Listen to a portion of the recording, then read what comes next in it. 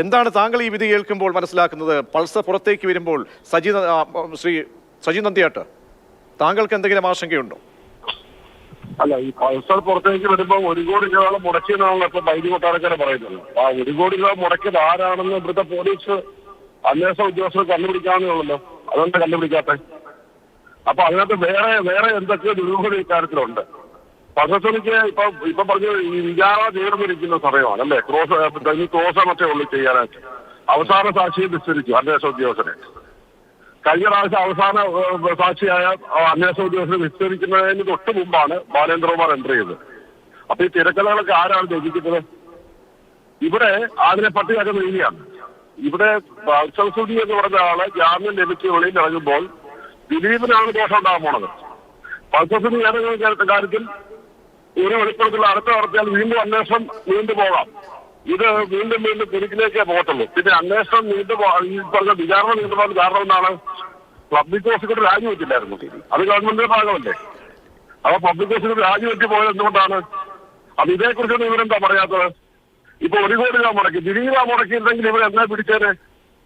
അപ്പൊ എവിടെയോ ആരാണ് പൾസറിയെ കൊണ്ട് ദിലീപിന്റെ പേര് പറയിച്ചത്? ആ ശക്തികൾ ഇപ്പോഴും സജീവമാണ്. ദിലീപ് നിരപരാധിയാണെന്ന് പറഞ്ഞ് വെളിയിൽ പോകരുത് എന്ന ഉദ്ദേശത്തോടു കൂടിയാണ് ഈ കാര്യങ്ങൾ ഇപ്പോൾ നടന്നുകൊണ്ടിരിക്കുന്നത്. ഇവിടെ ഇപ്പൊ അപ്പീൽ പോകാമല്ലോ സംസ്ഥാന സർക്കാരിന്. ഈ ജാമ്യം റദ്ദ് ചെയ്യുമെന്ന് പറഞ്ഞ വീണ്ടും അപ്പീൽ പോകാമല്ലോ. അപ്പീൽ പോകട്ടെ.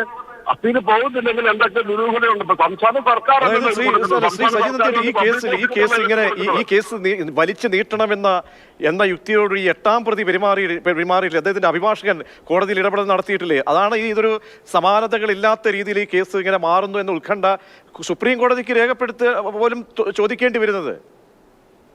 അല്ല, 1600 പേജുള്ള ഒരു കുറ്റപത്രം. ഈ 1600 പേജിലുള്ള കുറ്റപത്രത്തില് ഒട്ടേറെ സാക്ഷികൾ, 100 കണക്കിന് സാക്ഷികൾ, ഇവരെയൊക്കെ ക്രോസ് വിസ്താരവും നടത്തി എടുക്കുമ്പോൾ സമയമെടുക്കും. സ്വാഭാവികമായി ഇത്രയും കേസ് ഇത് അന്വേഷിച്ച് ഇത്രയും വലിയ പേജുകൾ ഉണ്ടാക്കിയത് ആരാണ്? അത് ഈ 87 തവണയാണ് സാർ. 87 തവണ ഒരു സ്റ്റേറ്റിലെ ഒരു ഉദ്യോഗസ്ഥനെ, പോലീസ് ഉദ്യോഗസ്ഥനെ, കേസ് അന്വേഷിക്കുന്ന ഉദ്യോഗസ്ഥനെ 7 മാസം ചോദിക്കുകയാണ്, വിചാരണ ചെയ്യുകയാണ്. അത് ഇവിടെ കേൾവിയില്ല. അത് ഞാനല്ല ചോദിക്കുന്നത്, ഞാനോ ബൈജു കൊട്ടാരക്കരയോ അല്ല ചോദിക്കുന്നത്. സുപ്രീം കോടതിയാണ് ആ കൺസേൺ ഉയർത്തുന്നത്. ഞാൻ വേറെ ചോദിക്കട്ടെ, ഒരു വക്കീലിന് തന്റെ കക്ഷിക്ക് വേണ്ടിയിട്ട് ക്രോസ് വിസ്താരം നടത്താനായിട്ട് എത്ര ദിവസം കൂടെ എടുക്കാം, ഇത്ര ദിവസം എടുക്കാവൂ എന്ന് എവിടെയാണ് നിയമത്തിൽ എഴുതി വെച്ചിട്ടുണ്ടോ? അപ്പൊ അതുപോലെ എല്ലാ കാര്യങ്ങളും അന്വേഷണ ഉദ്യോഗസ്ഥന്റെ സാന്നിധ്യമുള്ളപ്പോൾ ഓരോരോ കാര്യങ്ങൾ ചോദിച്ച് മനസ്സിലാക്കി ഇതിന്റെ കാര്യങ്ങൾ ശരിയും തെറ്റും കോടതിയെ ബോധിപ്പിക്കേണ്ട ഉത്തരവാദിത്വം നിങ്ങളുടെ വക്കീലില്ലേ? ഇത് ചെറിയ കേസല്ലല്ലോ. അതിന് ചെയ്തോളൂ. അതിലെ വിചിത്രത ഞാനല്ല പറയുന്നത്, സുപ്രീം കോടതി തന്നെ പറയുന്നു. സുപ്രീം കോടതിയാണ് ചോദിക്കുന്നത്. സുപ്രീം കോടതിയുടെ മുന്നിലേക്ക് പൾസറിന്റെ അഭിഭാഷകൻ പറയുമ്പോൾ സ്റ്റേറ്റിലെ ഒരു പ്രോസിക്യൂഷൻ ഉണ്ടായിരുന്നു. നമുക്ക് ഇൻ ക്യാമറ പ്രൊസീഡിംഗ് ആണ്. ഇതൊക്കെ സുപ്രീം കോടതിയിലേക്ക് അഫിഡവിറ്റുകളൊക്കെ വരുമ്പോഴാണ് ഇതൊക്കെ നമ്മൾ അറിയുന്നത്.